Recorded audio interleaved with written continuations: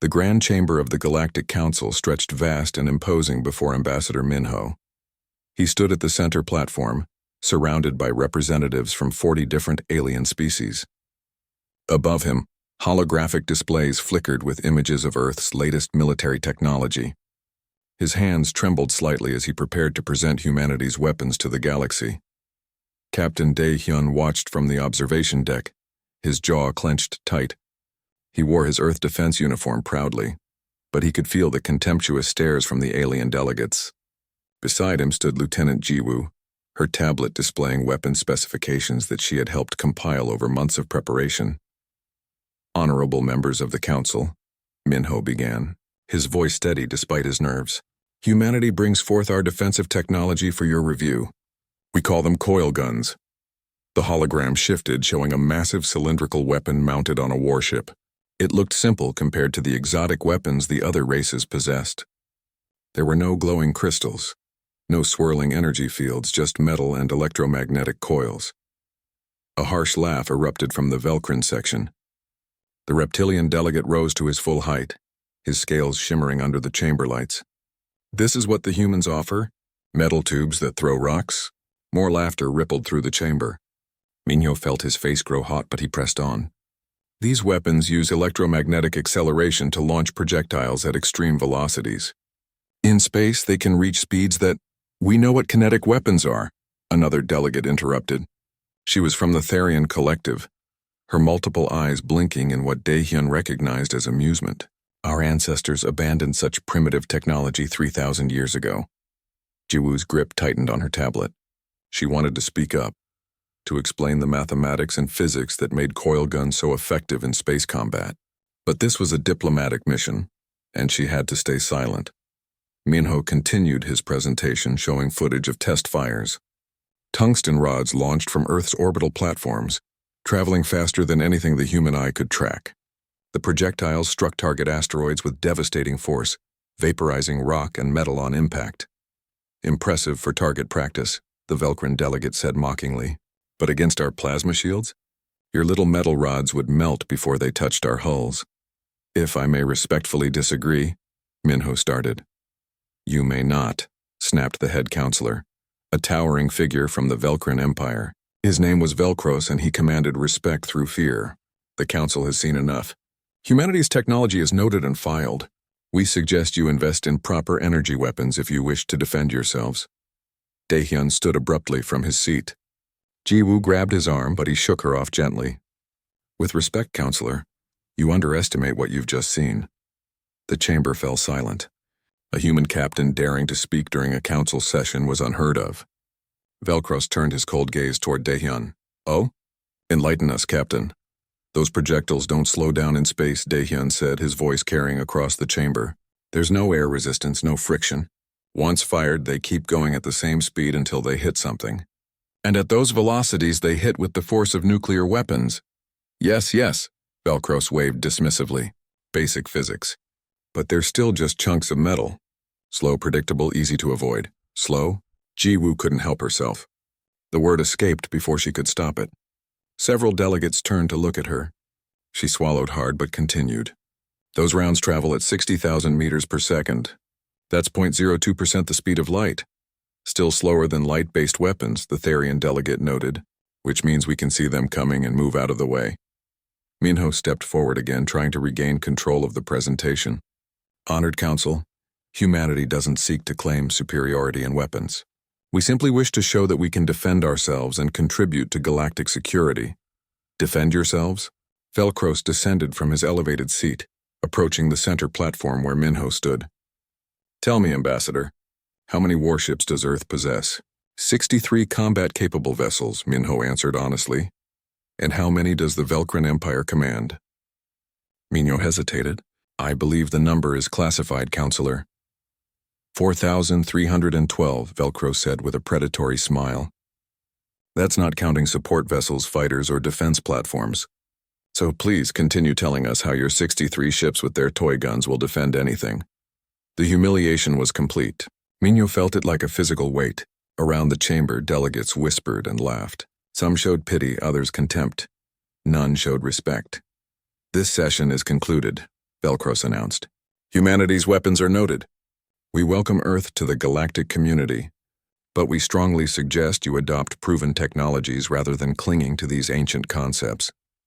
As the delegates filed out, Daehyun made his way down to the main floor where Minho stood alone. The ambassador looked tired, defeated. Jiwoo joined them, her expression grim. I'm sorry, Minho said quietly. I thought if they understood the science, they don't want to understand. Daehyun cut him off gently. They want to feel superior. Captain Daehyun, a voice called from behind them. They turned to see Commander Hyeri, the chief engineer from Daehyun's ship. She had been waiting outside the chamber. Admiral Taejin requests your immediate return to the Iron Will. He says it's urgent. The three humans left the council chamber quickly. Behind them, they could hear Velcrin delegates still laughing about the humans and their metal throwers. Back aboard the Iron Will, they found Admiral Taejin waiting in the briefing room. His face was grave.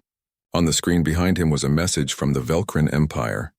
They've issued an ultimatum, Taejin said without preamble.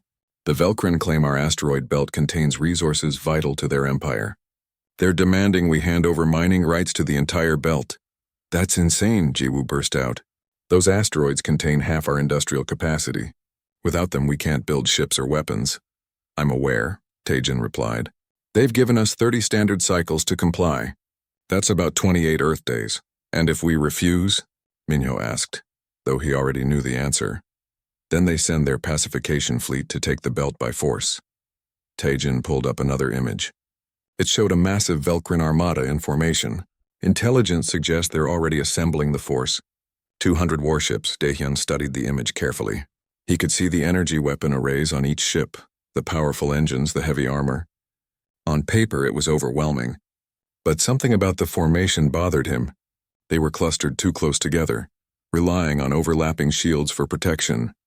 They think we'll surrender, Hyeri said softly. That's why they're so confident. Maybe we should, Minho suggested reluctantly. 200 ships against our 63? With superior weapons, it would be a slaughter. No. Daehyun's voice was firm. They think our weapons are toys. They think we're weak. But they've made a critical mistake. What mistake? Taejin asked. They're not taking us seriously. Daehyun pointed at the Velcrin formation. Look at their positioning. They're not accounting for kinetic weapons at all. Their entire tactical doctrine is based on energy weapon exchanges at close range. Jiwoo caught on immediately. But coilgun rounds work at any range. We could fire from positions they'd never expect. Exactly. Daehyun turned to the admiral. Sir, we need to start preparations immediately. We have 28 days to turn our toy guns into the surprise of their lives. Taejin looked at his officers, seeing the determination in their eyes. Slowly, he nodded. Very well. Commander Hyeri, prepare the fleet. Lieutenant Jiwoo, start working on firing solutions. Captain Daehyun, you'll coordinate the overall defense strategy. And me? Minho asked. You, Taejin said with a slight smile. Get to tell the council that Earth refuses their generous offer. Make it polite. Make it diplomatic. But make it clear. As they left to begin preparations, Daehyun looked back at the image of the Velcrin fleet. They were so confident, so certain of their superiority. But confidence could be a weakness, and underestimating your enemy could be fatal. 28 days, he murmured to himself. Let's make them count. The orbital shipyards above Earth buzzed with activity. Workers moved between construction frames, their magnetic boots clanking against metal walkways. Sparks flew from welding torches as teams rushed to complete modifications to the defense fleet. Captain Daehyun floated through the central hub, watching the organized chaos with satisfaction. We're ahead of schedule, Commander Hyeri reported, pulling herself along a guide rail to reach him. Her engineering tablet showed schematics of the Iron Will and its sister ships. The new coilgun batteries will be installed within 12 days. That gives us 16 days for testing and deployment. Daehyun nodded. What about the power systems? Can the reactors handle the increased load? Hyeri grinned. I've pushed them beyond their rated capacity. We'll get 5% more output than the original design specs. It means shorter maintenance cycles, but for a defensive battle, it'll give us the edge we need. On Mars, engineer Sunwoo stood in a testing facility carved deep into the red planet's rock. Before him stretched a 10-kilometer tunnel that served as a firing range. At the far end, a captured Velcrin shield generator hummed with power. It was old technology, purchased through back channels, but it would serve its purpose. "Ready for test sequence 7, Sunwoo called out to his team. "Fire when ready." The coil gun mounted on the test frame thrummed with building energy. Electromagnetic coils activated in rapid sequence, each one adding velocity to the tungsten rod in the barrel. The projectile launched with a sound like tearing metal, racing down the tunnel faster than sound could travel in Mars's thin atmosphere. The rod struck the Velcrin shield dead center. For a fraction of a second, the energy barrier held. Then physics took over. The shield was designed to disperse energy-based attacks, spreading plasma or laser fire across its surface. But kinetic energy was different. The shield couldn't disperse mass and momentum. It could only resist or fail. It failed. The tungsten rod punched through the shield like it wasn't there, striking the rock wall behind and creating a small crater. Sunwoo pumped his fist in triumph. His assistant, a young technician named Kyung, checked the readouts. "Shield absorbed maybe 10% of the impact energy," Kyung reported. "The rest went straight through." "Perfect," Sunwoo said. "That's exactly what we needed to know. Now let's test the fragmentation rounds." Back in Earth orbit, Lieutenant Jiwoo sat in the tactical center of the Iron Will, surrounded by holographic displays. Each screen showed different firing solutions, trajectories calculated down to the millimeter. Her team of analysts worked quietly around her, processing data from thousands of simulations. "The key is synchronized fire," she explained to Captain Jiho, who commanded one of the stealth frigates. "If we all fire at once, we create a wall of projectiles. Even if they dodge some rounds, they'll fly into others." Jiho studied the tactical display. "What about detection?" "They'll see the launches. Not if we're smart about it." Jiwoo zoomed in on the outer system. "Coilguns don't produce much visible signature. No exhaust plume, no energy bloom. Just a brief electromagnetic pulse that fades quickly. If we position ships near asteroids and debris, the background radiation will mask our firing signatures. Until the rounds start hitting," Jiho noted. "By then, it's too late for them to react." Jiwoo pulled up another display showing Velcrin ship specifications. Their vessels are designed for energy weapon duels. Fast targeting systems for tracking energy signatures, but slower response to kinetic threats. They haven't fought enemies using projectile weapons in centuries. Lieutenant Yuna sat in the cockpit of her fighter, running through pre-flight checks for the 100th time. Around her in the hangar bay, 30 other pilots prepared their craft.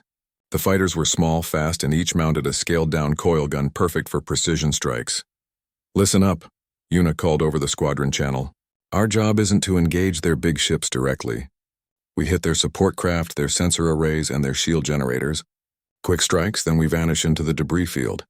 What if they send fighters after us?" one of the younger pilots asked. "Then we lead them into our firing solutions," Yuna replied. "Remember, every Velcrin fighter is larger and slower than ours. We can outmaneuver them, and our coil guns don't need to lock on like their energy weapons. We point and shoot." In the asteroid belt, Captain Seojin oversaw the construction of hidden weapons platforms. His ship, the Ironclad, served as a mobile command center. Teams of engineers worked in vacuum suits, anchoring coil gun batteries to large asteroids and covering them with reflective materials that made them nearly invisible to sensors. "How many platforms have we deployed?" Seojin asked his first officer. 43 operational, 17 more by end of week," came the reply. "Each one has a 6-gun battery and enough ammunition for sustained fire." "Good. What about the asteroids themselves?" "We've tagged and mapped 300 that we can launch if needed. Mass drivers are ready to push them toward any coordinates you specify."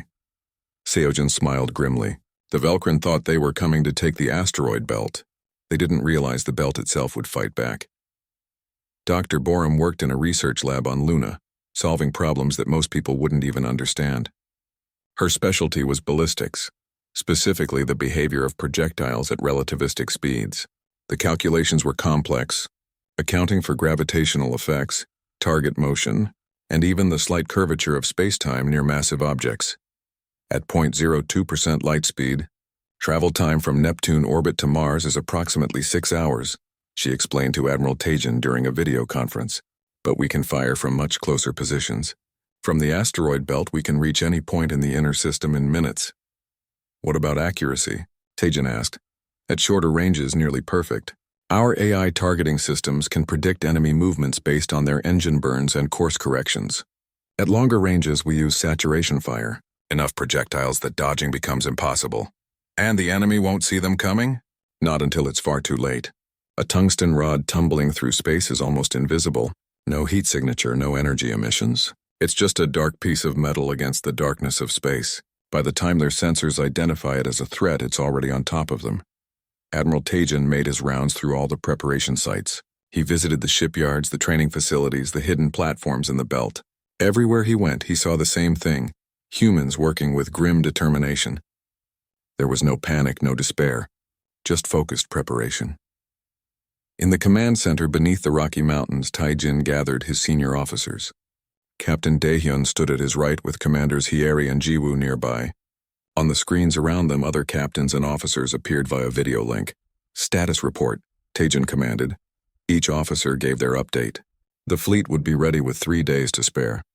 The hidden platforms were operational. The fighter squadrons had completed their training. Supply lines were secured. Everything was falling into place. What about the Velkrin? Captain Seojin asked. Any change in their deployment? Intelligence says they're still assembling their pacification fleet, Jiwoo replied. They seem to be taking their time. No urgency at all. Because they think we'll surrender, Hyeri said bitterly. Let them think that, Taijin said. Confidence is a weapon we can use against them. The more certain they are of easy victory, the less prepared they'll be for reality. Have we heard anything from the council? Minho asked. The ambassador had returned from the galactic capital and looked exhausted. Official silence, Taijin replied. Unofficially, some races are watching with interest. They don't think we can win, but they're curious to see how we'll lose. We're not going to lose, Daehyun said firmly. We have surprise, we have position, and we have weapons they don't respect. That's everything we need. Engineer Sunwoo joined the conference from Mars. I have an update on the special ammunition. We've developed fragmentation rounds that split into hundreds of smaller projectiles after launch. Perfect for taking out fighter swarms or damaging multiple ships in formation. How effective? Taijin asked. In tests, 1 round can disable 3 to 5 fighters if they're in close formation. Against larger ships, the fragments won't penetrate hulls, but they'll strip off sensors, communications arrays, and external weapons. Include them in the ammunition loadouts, Taijin ordered. Distribute them to all ships. Lieutenant Yuna spoke up. Admiral, request permission to take my squadron on a long-range patrol. I want a position near the outer system before the Velkrin arrive. Granted. Captain Jiho. Assign 2 of your stealth frigates to support Lieutenant Yuna's squadron. I want eyes on the Velkrin the moment they enter the system. Yes, sir, Jiho responded. The meeting continued for hours, refining strategies and coordinating positions. Every detail mattered. Every advantage counted. When it finally ended, the officers dispersed to their assignments, each knowing their role in the battle to come. Daehyun remained behind with Taijin. The admiral looked old suddenly, the weight of command pressing down on him. We're asking a lot of them, Taijin said quietly. 63 ships against 200. People are going to die. People will die if we surrender too, Daehyun replied. Just slower. If we give up the belt, we lose our industrial base. Then they'll demand something else.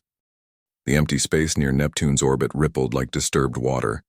Reality tore open as the Velkrin fleet dropped out of faster-than-light travel. One by one, massive warships materialized, their hulls gleaming with alien metal. Energy shields shimmered to life around each vessel. Weapon arrays hummed with barely contained power. Lieutenant Yuna watched from her hidden position behind a frozen moon. Her fighter's systems were powered down to minimal levels, making her nearly invisible to enemy sensors. Beside her in the squadron, 20 other fighters waited in equal silence. Count them, she whispered into her secure channel.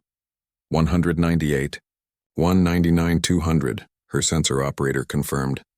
That's the whole fleet, just like intelligence predicted. Send the signal, Yuna ordered. Let everyone know they're here. The message flashed through the human network at light speed. In the asteroid belt, Captain Seojin received it and alerted his hidden platforms. On Mars, Engineer Sunwoo checked his ammunition stockpiles one last time. On Earth, Admiral Taijin stood in the command center and nodded grimly. All ships to battle stations, he commanded. Aboard the Iron Will, Captain Daehyun moved to his command chair. Around him, the bridge crew worked with quiet efficiency. Commander Hieri monitored the power systems, ensuring the reactors ran at optimal levels. Lieutenant Jiwoo sat at the weapons station, her fingers dancing over holographic controls as she prepared firing solutions. Range to enemy fleet? Daehyun asked. 400 million kilometers and closing, Jiwoo replied. They're maintaining formation, moving in system at 0.03 light speed. Time until they reach effective range for their weapons? If they maintain current speed, 6 hours until they can engage Mars orbit. 8 hours to reach Earth. Daehyun studied the tactical display. The Velkrin fleet moved in a tight formation, their ships arranged in 3 layers.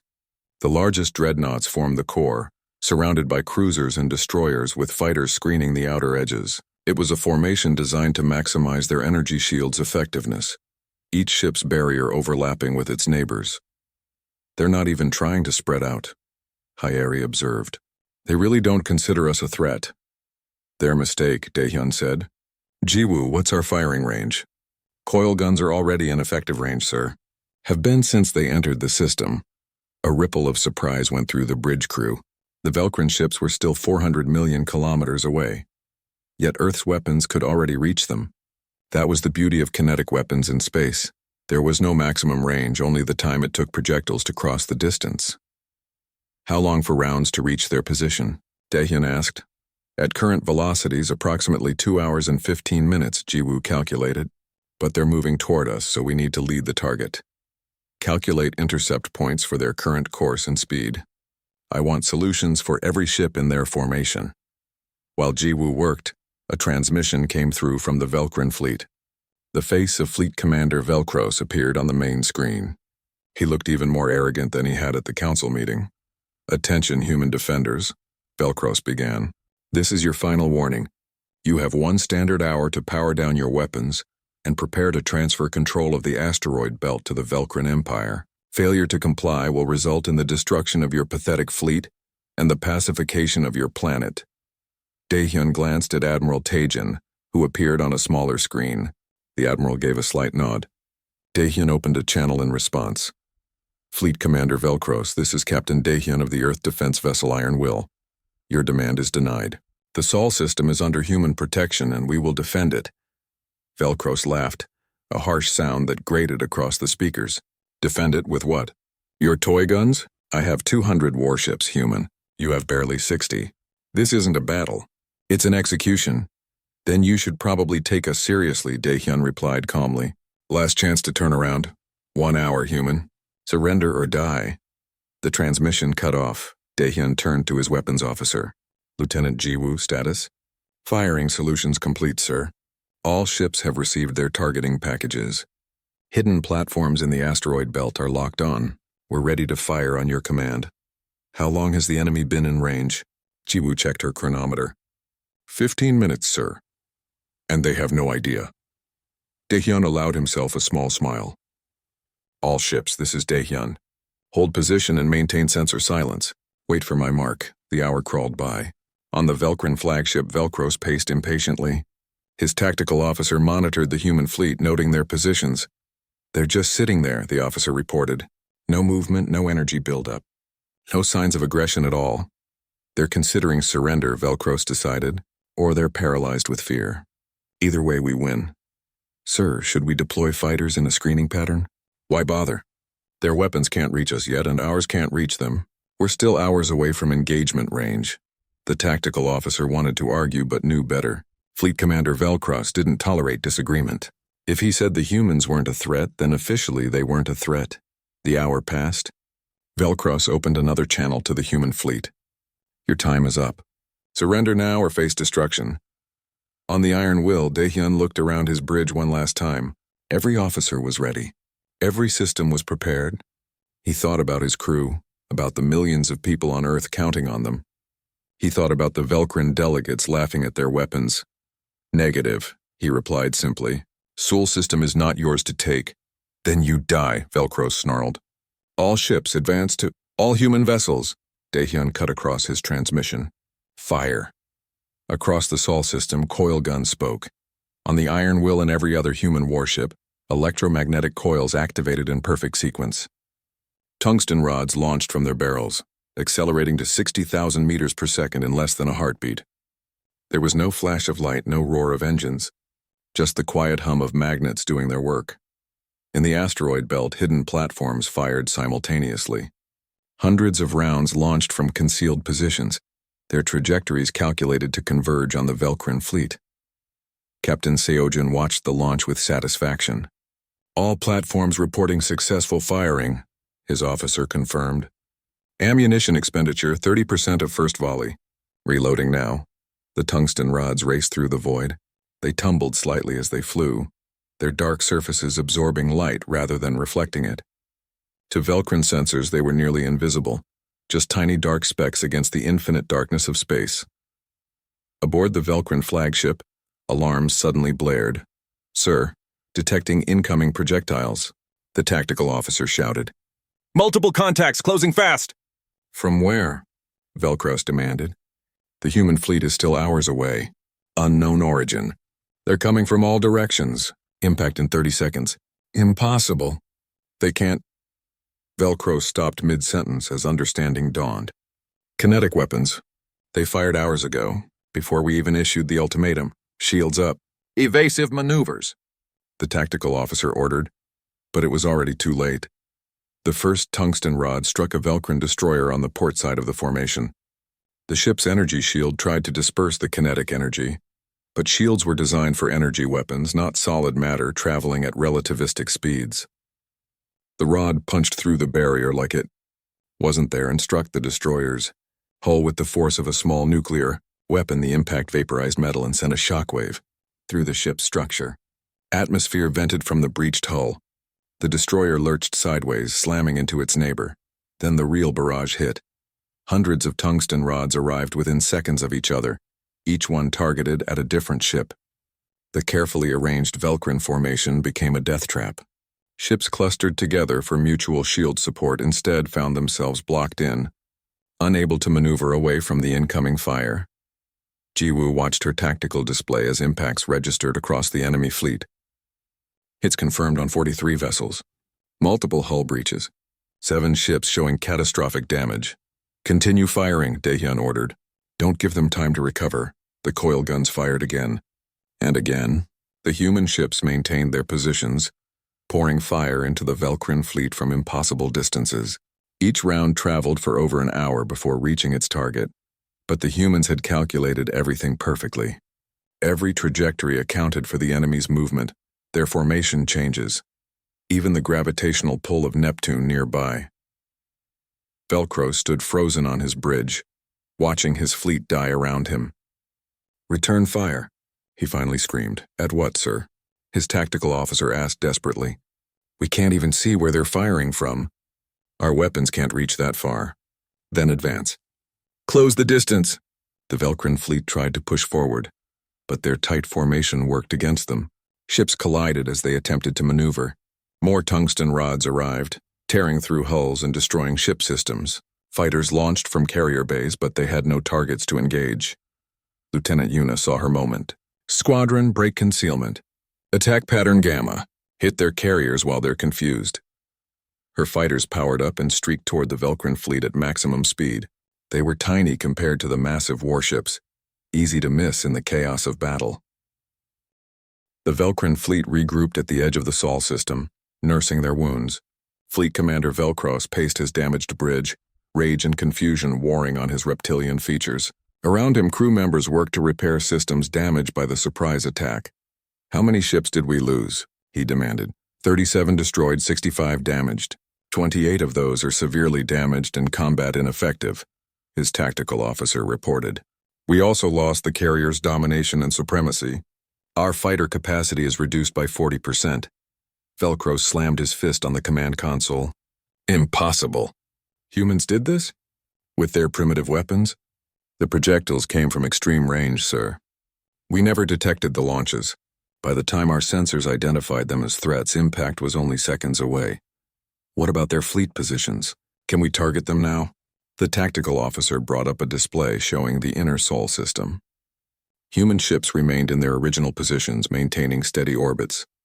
"We could fire, sir, but our plasma weapons would take 3 hours to reach them at this range. They'd have plenty of time to move. And their weapons? Already in range, sir. They could fire right now, and we'd have no warning until the rounds arrive in approximately 90 minutes. The cruel irony wasn't lost on Velcros. His powerful energy weapons were useless at long range, while the primitive human coilguns could strike from anywhere. The humans had turned distance itself into a weapon. We need to close range fast, Velcros decided. Get inside their firing calculations. If we move erratically and at high speed, their projectiles won't be able to track us. Sir, recommend we request reinforcements from... No, Velcros cut him off. We will not report failure to the Empire, not yet. We still outnumber them 3-1, even with our losses. We just need to reach effective range for our weapons. Deep in the asteroid belt, Captain Seojin studied the Velcrin positions through his sensors. They're regrouping, he reported to the command network. Looks like they're preparing for another push. Let them come, Admiral Tajin responded. This time we're ready for whatever they try. Engineer Sunwoo worked frantically on Mars, preparing special ammunition for the next phase. His team loaded fragmentation rounds into cargo containers, ready for transport to the fleet. These rounds split into 300 smaller projectiles after launch, he explained to Captain Daehyun via video link. They spread in a cone pattern, perfect for catching multiple targets in formation. How soon can you get them to us? Daehyun asked. Transport shuttle launches in 10 minutes. You'll have them within the hour. Lieutenant Jiwoo ran new calculations trying to predict the Velcrin attack strategy. If they come in fast and spread out, our targeting becomes harder. We won't be able to predict their positions as accurately. Then we don't aim for where they are, Daehyun said. We aim for where they have to be. Jiwoo looked up at him, understanding dawning. The approach corridors. There are only so many paths through the asteroid belt that can accommodate ships their size. Exactly. Coordinate with Captain Seojin. I want those corridors seeded with projectiles. Turn the belt into a maze where every wrong turn is fatal. In her fighter, Lieutenant Yuna received new orders. My squadron is to harass their advance? Keep them off balance? Hit and run tactics, Daehyun confirmed. Don't engage directly. Just make them nervous, force them to waste energy on point defense. Understood, sir. We'll be their worst nightmare. The Velcrin fleet began its advance. This time they spread out into a wide formation, ships separated by thousands of kilometers. They moved fast, engines burning at maximum power, zigzagging as they came. It was harder to predict their exact positions, but it also meant their shields no longer overlapped for mutual protection.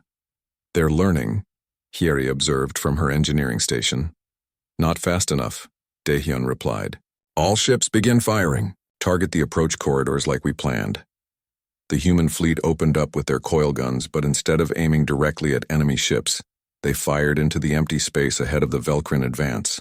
Hundreds of tungsten rods crossed the void, creating an invisible barrier that the enemy would have to navigate. In the asteroid belt, Captain Seojin activated his mass drivers.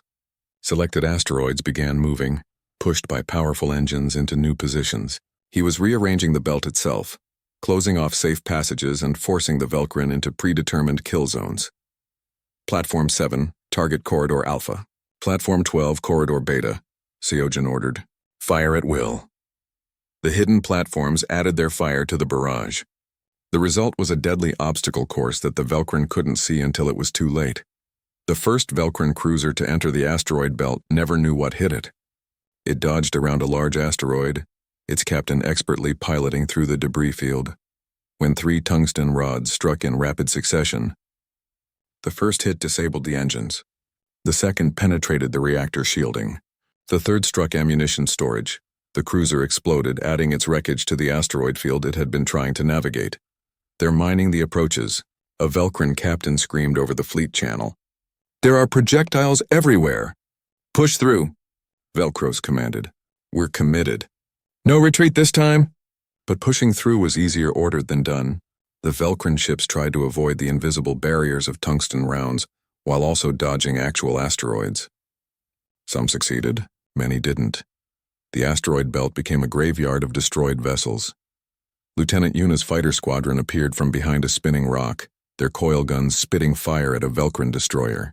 The small rounds pinged off the destroyer's thick armor, but destroyed its sensor arrays and communication dishes. Blind them, Yuna ordered her squadron. Take out their eyes and ears. The human fighters danced through the asteroids with practiced ease, using the debris for cover.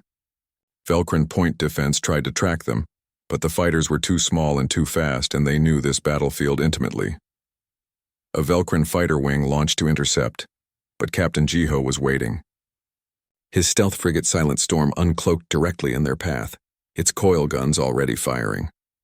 Engineer Sun Wu's fragmentation rounds performed exactly as designed, each one splitting into hundreds of smaller projectiles. The Velcrin fighters flew directly into a cloud of metal moving at 60,000 meters per second. 20 fighters became scrap metal in less than 3 seconds. Recloak, Jiho ordered. Relocate to position Delta. The Silent Storm vanished again, leaving the Velcrin wondering where the attack had come from. On the Velcrin flagship, alarms blared constantly. Damage reports flooded in. The fleet was bleeding ships with every kilometer they advanced. Worse, they still hadn't reached effective range for their own weapons. The humans maintained their distance, firing from positions the Velcrin couldn't effectively counter. "Sir, we've lost 40 more ships," the tactical officer reported. "Morale is failing. Captains are requesting permission to withdraw." Velcro stared at his tactical display. They were halfway through the asteroid belt, halfway to their goal. But halfway wasn't enough. At this rate, they wouldn't have a fleet left by the time they reached Mars. "All ships emergency power to forward shields," he ordered. "We're going to punch through at maximum speed. Once we reach the inner system, we'll have room to maneuver." The surviving Velcrin vessels accelerated hard, their engines pushed beyond safe limits. Some succeeded in breaking through the worst of the asteroid field. Others weren't as lucky. A dreadnought struck a field of fragmentation rounds and lost its entire forward section. A heavy cruiser collided with an asteroid that Captain Seojin had moved into its path.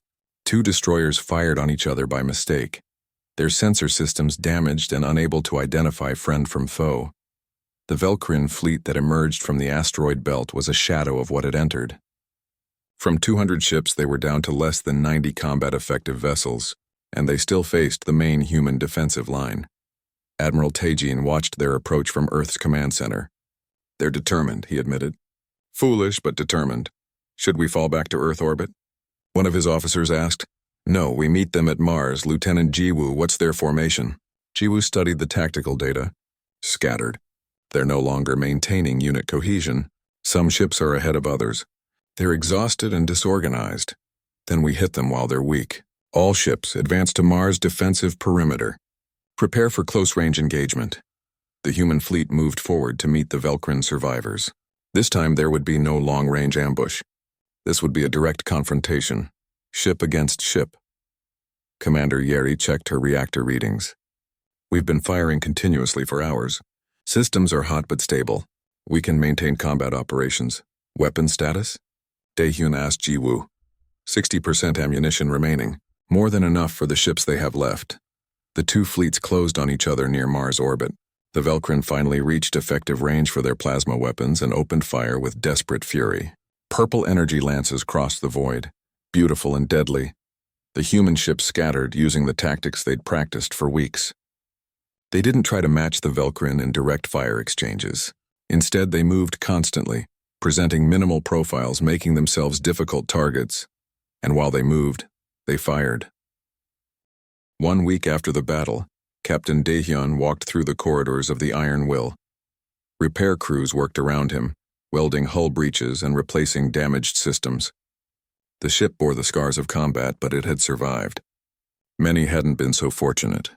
He stopped at the memorial wall where names had been added, officers and crew who had given their lives defending Earth.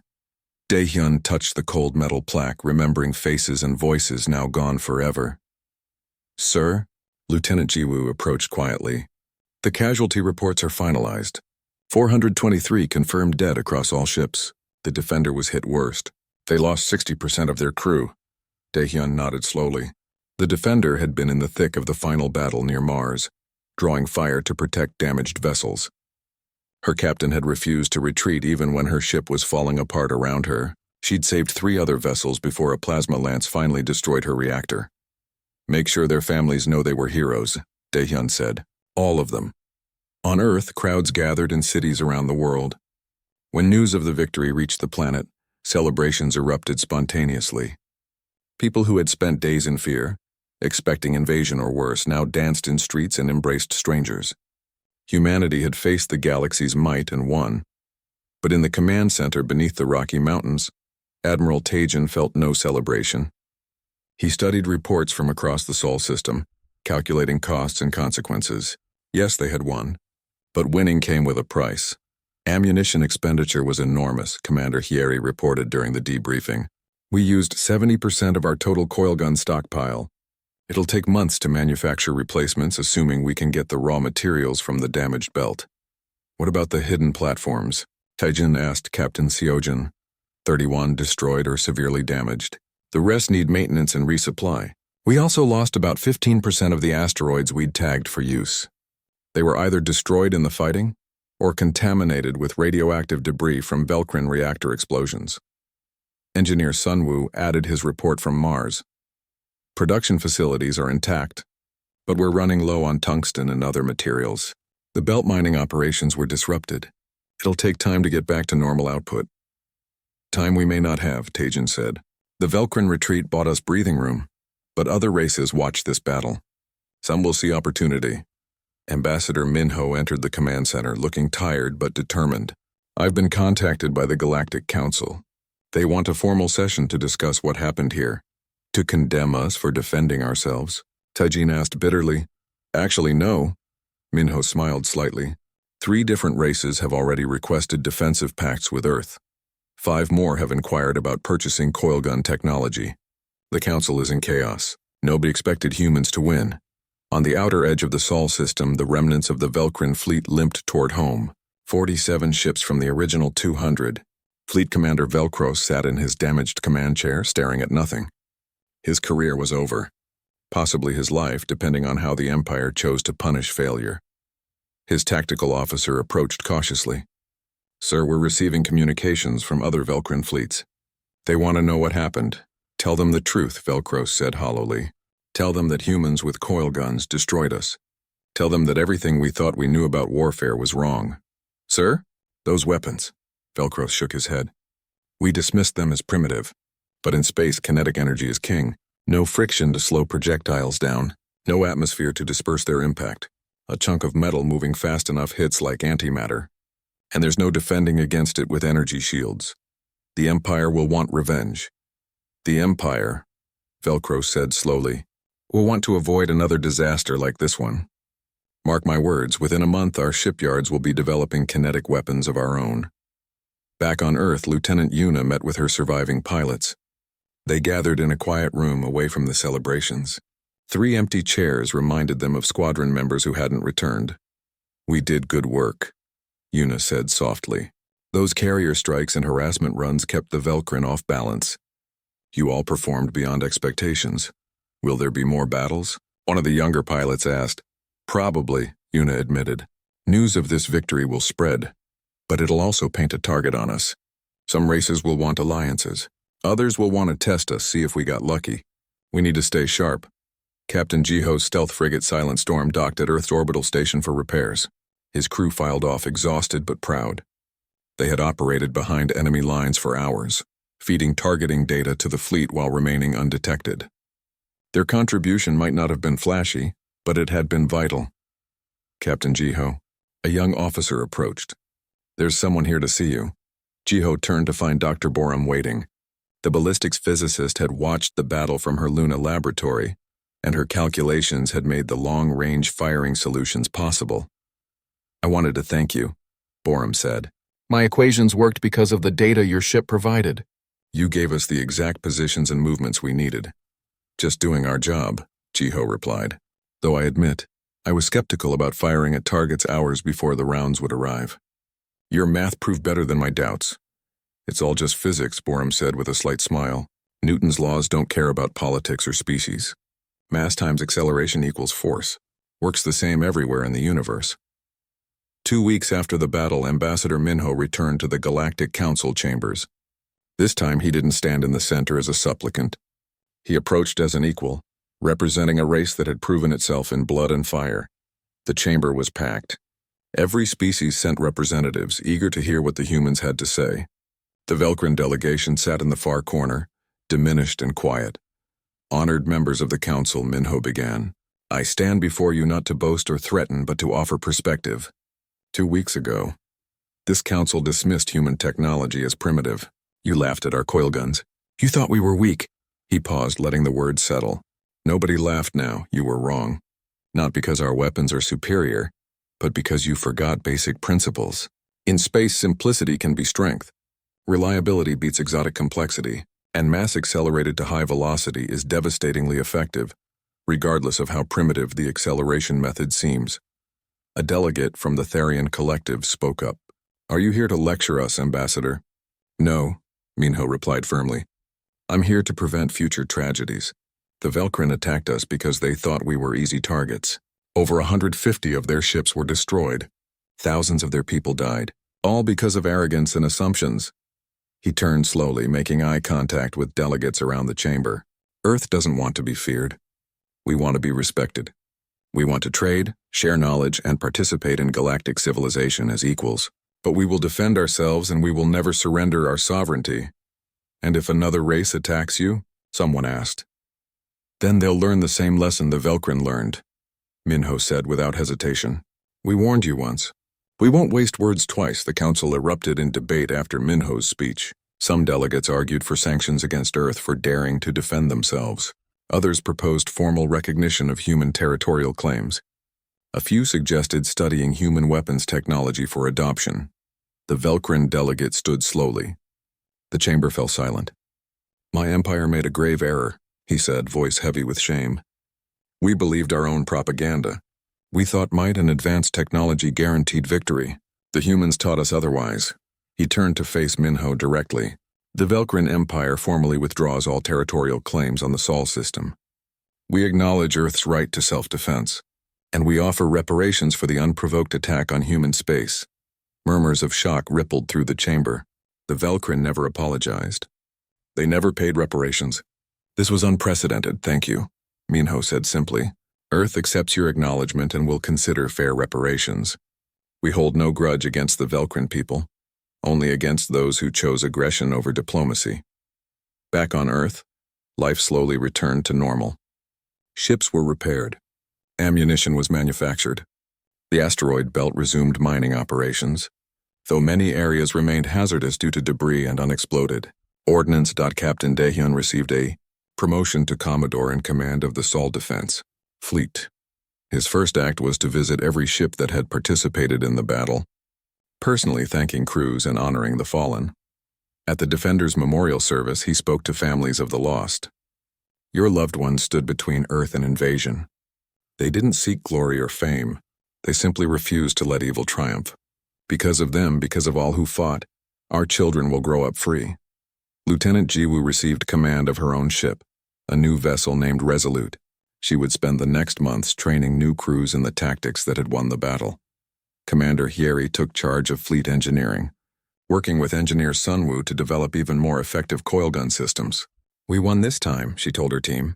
But the galaxy is watching now. We need to stay ahead. Lieutenant Yuna's fighter squadron became legendary. Young pilots from across Earth applied to join, wanting to fly with the heroes who had harassed the Velcrin fleet.